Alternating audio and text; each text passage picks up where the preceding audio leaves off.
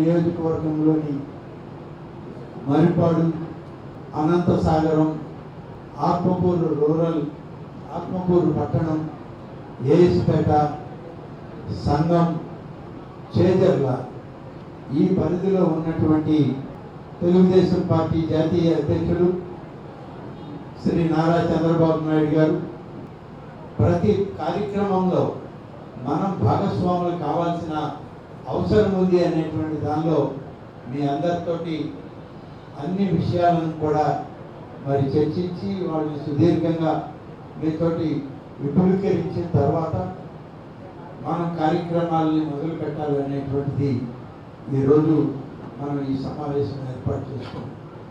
పేద వర్గాల్లో ఉన్నటువంటి ఆరోగ్య పరిస్థితులను బట్టి వాళ్ళు కొంత డబ్బు ఖర్చు చేసుకుని వెచ్చిస్తే ఏవైతే ఆరోగ్యశ్రీ పథకంలోకి రావో వాటికి ముఖ్యమంత్రి గారి సహాయం నిధి నుంచి నిధులు ఇప్పించే ఏర్పాటు చేశారు. మనకు ఉన్నవి చేజర్ల 5, అనంతసాగరం 1, ఏఎస్పేట 4, మరిపాడు 8, సంగం 3, ఆత్మకూరు 3. ఈ విధంగా మనకి దాదాపుగా 24 కుటుంబాలకి ఈ చెక్కులు ఇవ్వడానికి మనకు అనుమతులు వచ్చాయి. రేపటి భవిష్యత్ తరాలకి, రాష్ట్రానికి, సమాజానికి ఈ ప్రభుత్వం ఏం చేస్తుందో అనేటువంటి దశ దిశ నిర్దేశం చేసుకోవడానికి ఏర్పాటు చేసుకున్నటువంటి సమావేశం. ఈ దేశంలో ఉన్నటువంటి కోట్లాది మంది దళితులు, గిరిజనులు, బలహీన వర్గాలు, మైనారిటీలు, రైతాంగం, మహిళలు, వీళ్ళ పట్ల నీకు సదభిప్రాయం లేదు. ఏ గ్రామ పంచాయతీకి ఎంత వచ్చిందో లెక్క చూసి ఆ గ్రామ కమిటీకి, పంచాయతీ అకౌంట్కి డబ్బు పంపించండి అని చెప్పి నిర్ణయం తీసుకున్నటువంటి నాయకత్వం ఇవాళ చంద్రబాబు నాయుడు గారు, పవన్ కళ్యాణ్ గారి నాయకత్వంలో జరిగిందని మీకు మనం చూస్తాం. తల్లికి వందనంలో జమ చేయడం జరుగుతుంది రేపు విద్యా సంవత్సరం ప్రారంభమయ్యే రోజుకి అని చెప్పి నిన్న కూడా చెప్పాం. అంతర్జాతీయ మహిళా దినోత్సవం లక్షలాది మందికి ఎక్కడ ఇస్తారు, ఏమి ఇస్తారంటే ఒక బిడ్డకే ఇస్తామని మీరు చెప్పారు.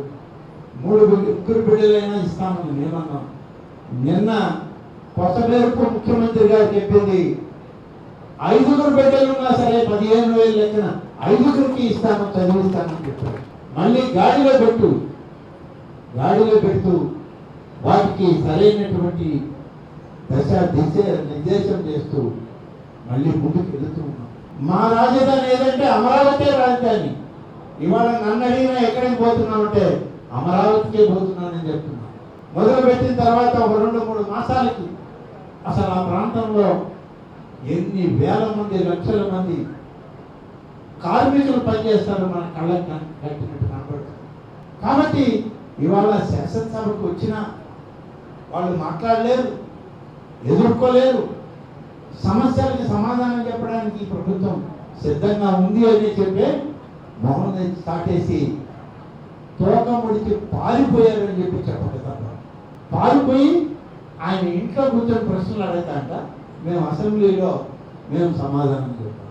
అసెంబ్లీలో ఉండి ఇటువంటి అరాచకవాదులు శాసనసభ ప్రజాహితం కోరి ప్రజాస్వామ్య పద్ధతుల్లో ఈ రాష్ట్ర ప్రజానికే కానీ సమాజాన్ని మేలుపరచడానికి, అభివృద్ధి పరచడానికి